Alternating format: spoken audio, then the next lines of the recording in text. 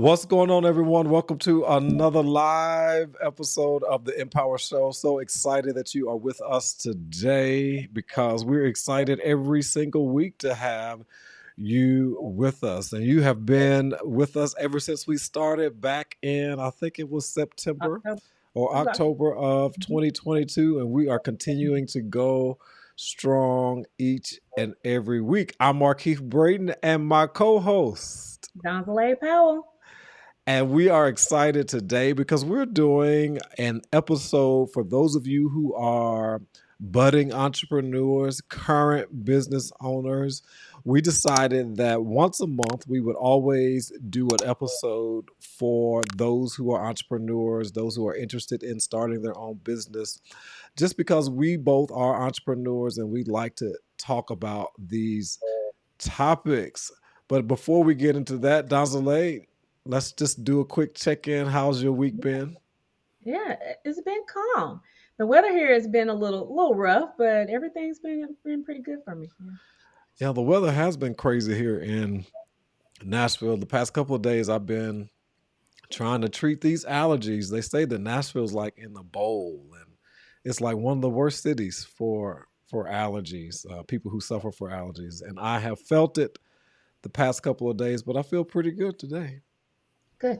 Do you suffer from allergies at all? I do. I do. So I'm Yeah. glad it hadn't hit me. And I actually went walking yesterday, so hopefully it doesn't do anything to me. Got you. Got you. Well, we have a very special topic today. One of the things that I've done recently in my business is that I registered as a federal government contractor, which you have to go through various different aspects to share about your business, complete the application, have your financials and all those things in place. But then you also get certified, quote unquote, as a disadvantaged small business through the federal government. But there are other types of certifications that you can get and receive as a small business owner. So today we're going to talk about the advantages and possible disadvantages of being certified as a small business owner. And we have a very special guest that Donzale is going to tell us about, and also tell us why you thought this topic would be a good one. Yeah, I think that this is a great topic. For one, even if it's a business that's already been in business quite a while, they might not even be familiar with what certifications are. And sometimes I think as an individual business owner, you really need to make kind of an educated decision. Is this something that I should do, or is this worth my time? Everyone's strapped for time, so I always try to think about that when it's talking about. Taking the time to do certifications and things like that. So today I wanted to have Roxianne Bethune on.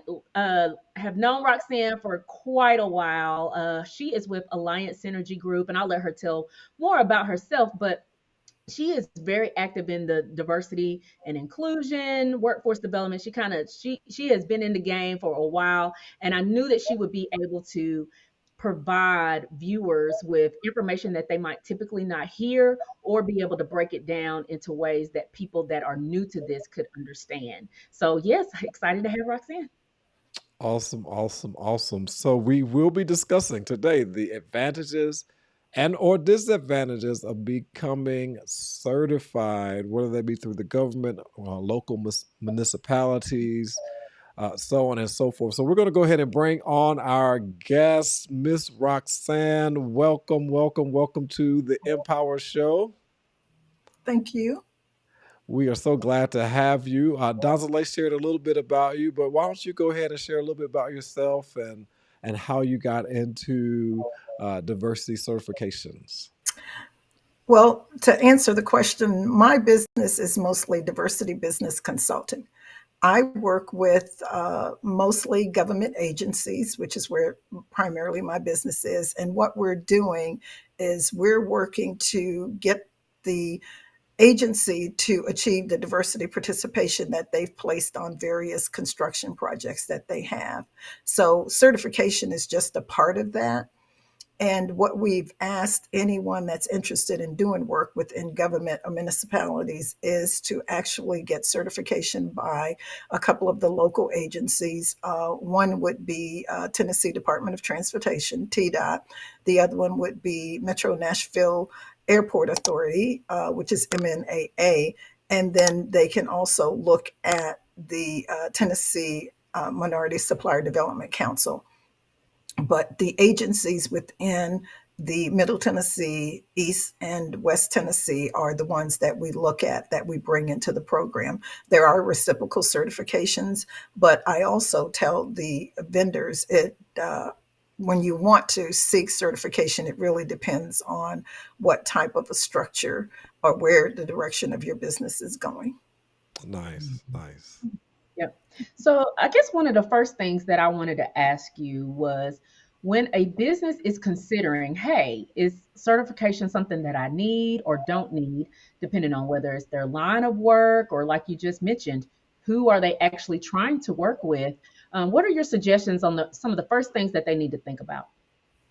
I think the first thing, as I stated earlier, is to look at the structure of your business. Look at your business plan. Look at the direction that you're trying to take your company. If you're not going to be doing business with government agencies, then certifications are not of benefit. If you're not going to be doing business with federal or state or local agencies, then there's no need for a certification. You just pursue whatever it is that you put in your business plan to get your business to grow. Where the certifications come in is that if you're interested in doing business with those entities, government entities, they'll need to know and to verify that you are, in fact, a diversity business, which falls under the categories of minorities, women, small and disadvantaged businesses. And I think for lack of knowing or knowing, the education process of certification comes in is because what we want is we want certified, bona fide diversity businesses. We do not want to go into this program taking on someone that actually has decided to create a business in his mother's name and his wife's name. Those people that do not fit the criteria for a certified business. And so when you look at the certification process, yeah, most people may look at it and say, oh man, that's a lot of information. That's a lot of them trying to find out who I am and what I do. Yeah, it is. But if that's your business plan and you want to do business with those entities, you've got to look at whether that certification is going to be a benefit. Now, there's people out in the construction industry or in those industries where they have supplies that have decided that's not what they want to do, and that's okay as well. But what the program does is it looks at those businesses that are just getting started. They want to be able to kind of get their foot in the door, and this is a way for that to happen. hmm Now, obviously, all certifications are not the same. So, if we can just kind of describe to us what some of the more common certifications are and how they work within those programs. For instance, I know you just mentioned minority-owned business. So, maybe could you explain what's considered a minority to, or organization?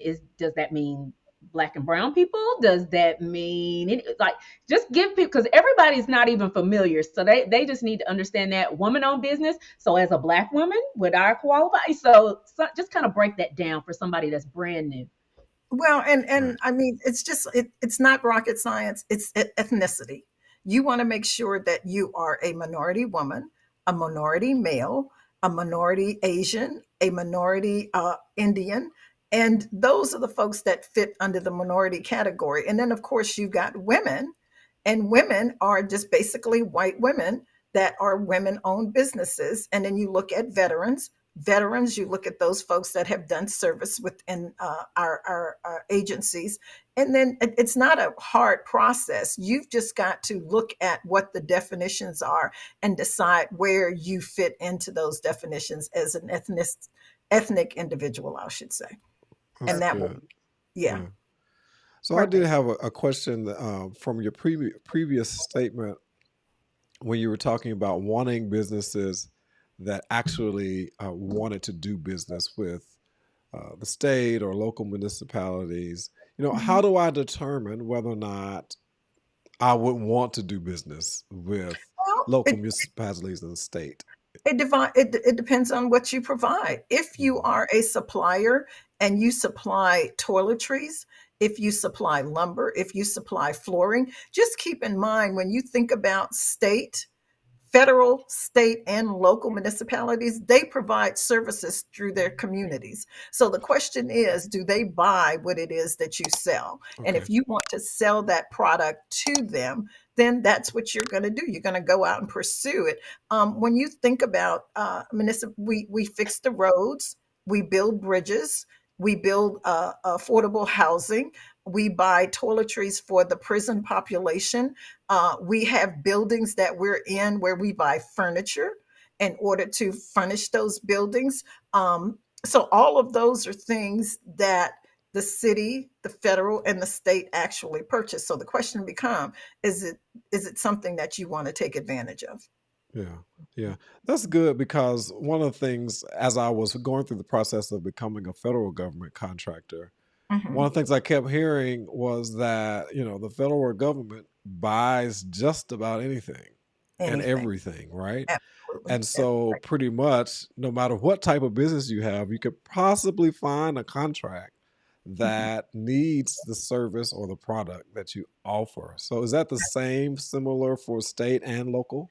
It is most definitely same for city, state, and local. That's exactly right. Because they have to again service that community. So they need all of those things that you think are everyday items.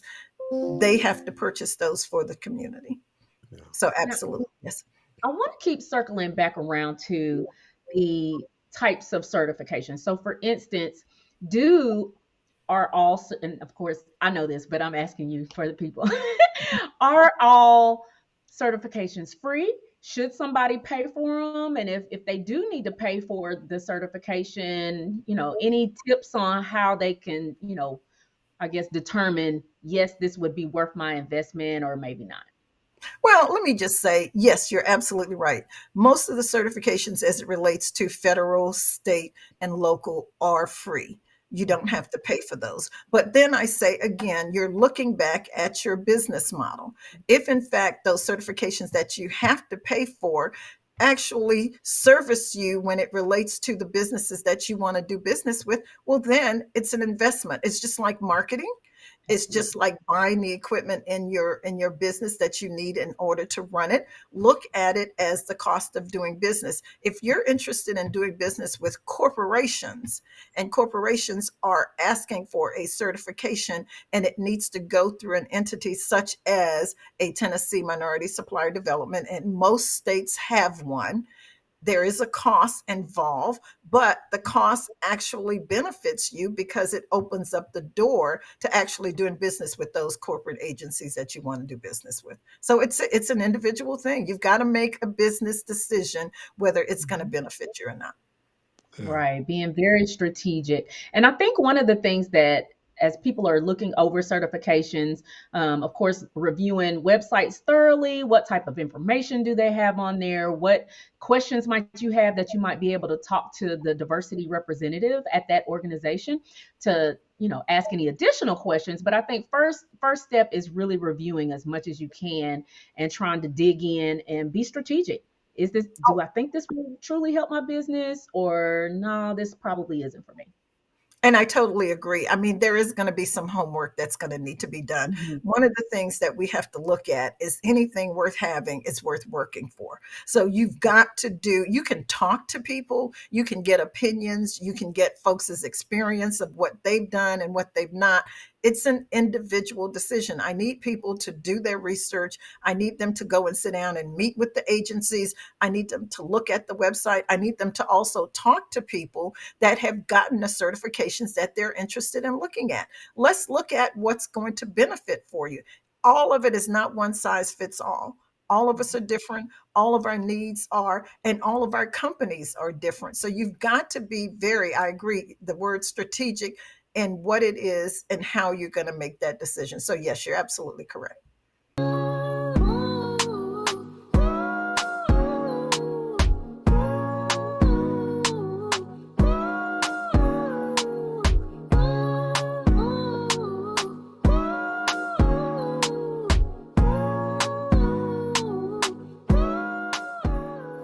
So with Donzale's Photography, we specialize in helping you bring out you. One thing that I've noticed, people can be scared, intimidated about doing a shoot, especially if it's the first time.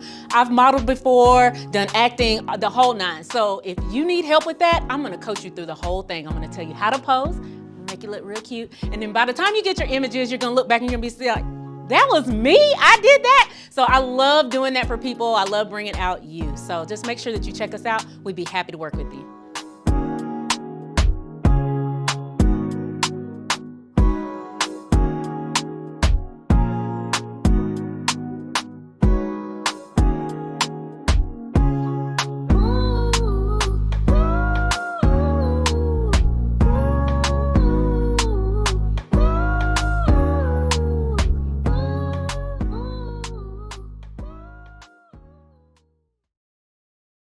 And that's so good because I know that as I was going through the process of the federal government aspect, one of the things I kept hearing was, so many people kind of get discouraged from all of the paperwork, from the fact that they have to know so much information from your business. I even went through the tri-state minority supplier diversity Development part help. as well. TSMSDC. Sometimes I mess That's up the right. name when I try to No, say it. I understand. But Mhm. they too, you have to, it's a lot of paperwork. They have to know your financials. You have to submit certain things to them. And some people could consider that to be a little bit impeding. However, Inve- if you're not willing to go through those steps in order to get the certification or become a member or become a federal government contractor, you could potentially be missing out on business. What would you say to people to encourage them that these are potentially sometimes things to help weed out people who don't need to be a part of it? I totally agree. And the other thing that I would say to that is that most of the processes are similar. Most of them have like a 21 item list of things. So if you've done it for one, it should be easy to do it for two or three more. Right. Don't make this harder than it really has to be. It's a process where yes, you look at the list, you provide them with the items that they've asked you to provide it, and then you take that same list and provide it for the next agency that you're interested in being a part of. But if you look at it as a task, yes, it will turn out to be a task. I understand the invasiveness of it, but at the end of the day, the question is, are we trying to grow our business or are Mhm. we going to take it another route? So I say it's an individual decision. You've got to make the choice as to whether you want to do it, but don't make it a task. Yeah, Same thing. If you're going to give one agency that information, you're going to give it to the other agency. So you just got to make a decision. that's so good, so good. Why would I want to get certified? Why wouldn't you want to get certified? How about I give that back to you? And I say that only because there are so many benefits to I would call it a startup, but you need to be in business for at least a good 2 years before you move into Mhm. that realm. But it gives you an opportunity to grow your business with what I would say not as much competition that's out in the arena. It's a good place to start. Maybe my hope is that you grow out of the program because you want to Mhm. become not just a what is called a diversity business. You want to be a business. So the Mhm. goal is to look at this as a stepping stone to getting you to be just a business. But in order for you to get that experience, somebody's got to give you an opportunity. Somebody's got to give you a chance. Somebody's got to give you a chance to grow, to experience, and to make mistakes. We don't like mistakes, but it is a reality. We can't think that you're going to be perfect That's because true. nobody is. So I think you look at it from that standpoint. It's a stepping stone. It's going to get you from A, B, C, and D. And then hopefully, once you've done all of those, you can grow and stand on your own. I'll tell you this, one of the things that I find that's a bit challenging for a lot of our diversity businesses is that we can't seem to get out of our mom and pop mentality. Mm. And what I mean by that is that we get comfortable, we're making good money. not great money, not a lot of money, but you're making enough to stay within that mom and pop. And the reality of being in business and being in business with government agencies is that they're growing. They're spending more money. So there's an opportunity for you to make more money. But if you're not growing, if you don't have your back of house set up, if you don't have the employees to help you do this in back of house, if you don't have the employees that actually perform the service that you said you're going to do, then you're really setting yourself up for failure. So when you look at getting a certification, one of the things that I like about certification processes and also the agencies that do it, most likely they have a training program attached to the certification processes or being within that certification database that will help you grow your business. But if you're going to continue to maintain the mom and pop mentality, you don't have time to attend the classes, you do the Mhm. back of the house, you do the marketing, you do the work, then you're not going to grow. You're not going Right. to grow. So I think looking at certification as an opportunity to grow your business and what that looks like is where you're going to see the advantages. Yeah. And Marquita, I like that you asked that. And I'll just put on back when I was in corporate that hat for a minute. So I will say I was in a position to where literally I would be at the table while the decisions are being made. And those score sheets are going around and they're determining which business out of these five, or they've narrowed it down to five or three. And all three are on the table. All three can do the job. All three are competent, the whole nine.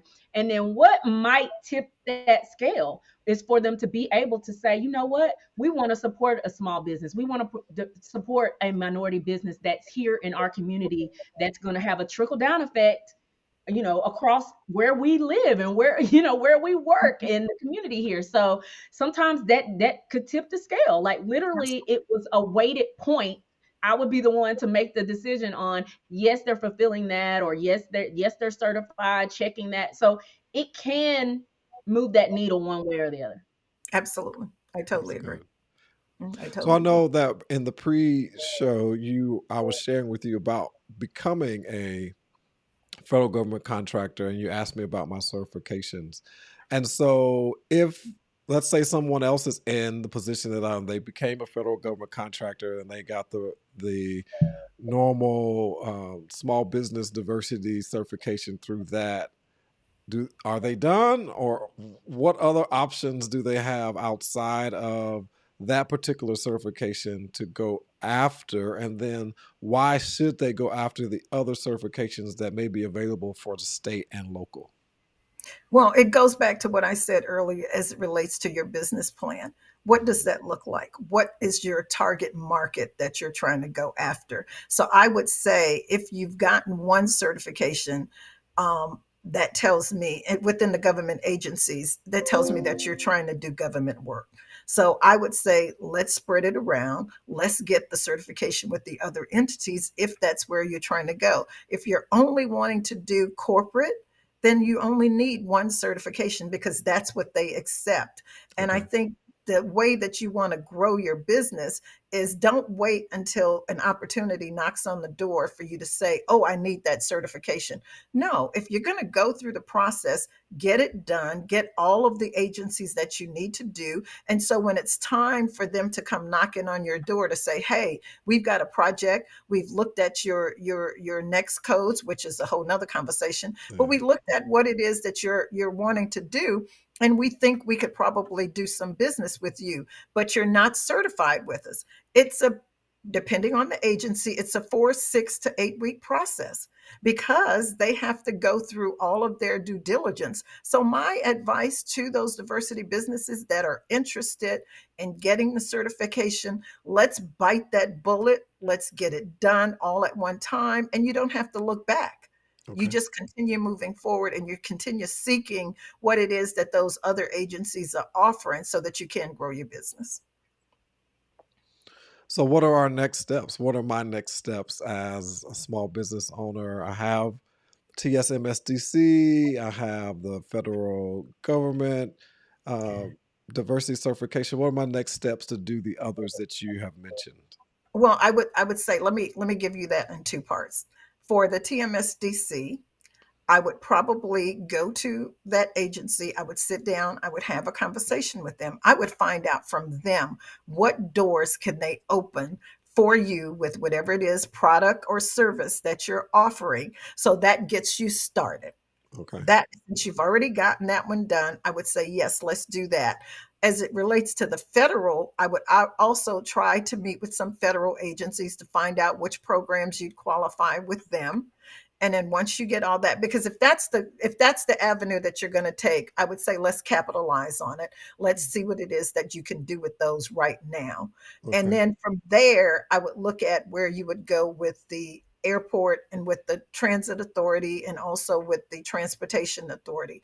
Those are the other ones that you want to look at. But let's, once you've gotten started, if that's where you want to go, let's see what those are going to bring you in as it relates, because you're in business to make money. I mean, you're not in business to fill out paperwork. You're not in business to That's keep right. fixing agencies. That's not what you're trying to do. You're trying to grow your business. You want to make some money at it. You're not a Right. nonprofit unless you're trying to be a nonprofit. But anyway, that's a whole nother conversation. So let's look at it from that standpoint. And then once you figure that out, I would go after the other certifications. Now, is there ever opportunity, and I don't want to monopolize my questions here, but is there ever opportunity where there's one fell swoop? I feel like I've heard where if you get certified in one particular area or entity, it can cover multiple ones, or is that not true? Well, it is, but it's like a reciprocal certification. There's still going to be an application that's required. Okay. Yes, it is. The Tri State Unified Certification Program will look at some of your certifications in East and also West Tennessee, but Okay. they will ask you to actually fill out an application as it relates to the entity that you're wanting to be a part of. And one of the reasons they do that is because information does change and it needs to be updated. So, say if you did a certification with one of the East Tennessee agencies 9 months ago, but then you've grown your business by another 200,000, maybe another 3 employees, it's good to update that through the process. So, the new certification will actually help you do that. Okay. Okay. But it's not an art, it's not a bad task. It's really not. I need folks to understand that there are benefits to it. Yes, it can look like a problem, but it's not. Right. Wow. It's a whole world of opportunity, for sure. I appreciate, Marquise, did you have any other questions? Roxanne, I No. love these answers that you've been given. You've been explaining it very well. I've been doing it a long time. Thank you for the opportunity. Awesome. So before we go, can you let the listening audience know where can we learn more about you, your business, and how you help small businesses with their certifications? Um, I don't do as many certifications as I once did. I actually once used to certify for TMSDC. That was Okay. a long time ago. But what I can do is I can actually, based on some of the questions that you and Don have asked, direct them as it relates to the agency that I think it would probably be more advantageous for them to go to initially. And if they want to send me an email, that would be fine. They can send it to rb at alliancesynergygroup.com. That would be the best way to reach me. You can try and give me a call. Uh, that doesn't work too well for me, so I can reply. I can reply better to emails than I can to phone calls. So that would be the first part. I would ask them to go ahead and send me an email, and it's rb at alliancesynergygroup.com. Awesome. Awesome. Awesome. Okay, Well, we want to thank you for joining us for this episode on talking absolutely. about small business diversity certifications. Very valuable information for those of us who are entrepreneurs, those who are considering entrepreneurship, and those of you who are small businesses but you don't have any certifications. This could be an opportunity for you to expand your business. As you know, before we always end each episode, Donzale and I always share an encouraging word of inspiration just that you could take away from every episode. And so we'll let Donzale share her a word for today as we prepare to close out. Sure. So I mentioned before, when I was in corporate America, I did work with a lot of really large companies. These were non-minority companies for the most part. C-suite, everyone was not. Most people were non-minority. However, one of the things that I have a quote that I did, and this was after I went to Haiti in 2017. And the quote is: "One's connection to the people depends on the ability to see through the lens of similarity. A smile and a wave are universal." So that's one of the things that I think that we can all work at. And as we try to connect with these larger businesses, it's just really trying to, and then large businesses connecting with small businesses, both being open and just remember, we're all human, we're all people, and just giving people a chance. So go for it is what I say. Very good. Awesome, awesome, awesome. And my word of encouragement is there are times when you should be tunnel vision, where you should be focused and really going for the thing in which you have set out to do. But then there are also times where you should use your peripheral. And if there are opportunities that you know that you could provide great values to other entities, whether that be businesses or individuals, you should be open to providing that value because you never know where that could lead your business. You never know how that could grow your business. You never know if that next customer could lead you to something that is much larger than you ever expected.